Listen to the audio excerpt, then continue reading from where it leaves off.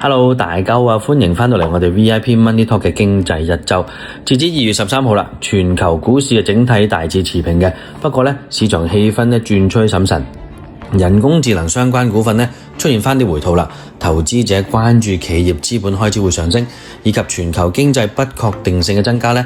加拿大股市由原材料板塊帶動上升，美國股市咧就輕微回落噶啦，債息咧就下跌，金價就上升翻。由於油價咧就回落嘅，顯示啊啲資金部分咧亦都流向啲防守性嘅資產啦。加美關係再次升溫咯，美國總統特朗普表示咧會考慮阻止加美國際大橋嘅啟用啊，亦都有報道啊，就係話可能重新檢視 CUSMA 貿易協議啦。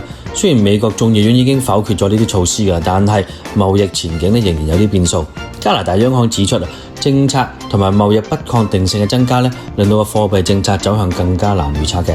美國經濟方面啦，1月新增咗13萬個職位，失業率咧就跌到去 4.3%， 通脹放緩去到 2.4%。市場預期聯儲局喺短期之內亦都會維持利率不變嘅，但年內減息嘅預期咧亦都係升溫嘅。中國通脹咧維持低位啦，內需仍然偏弱嘅。英國經濟溫和咁增長，央行咧維持呢個利率不變。整體嚟講咧，全球經濟嘅增長動力係放慢咗少少，政策同埋貿易風險咧仍然都係市場嘅焦點嚟嘅，投資者咧可以保持審慎啦。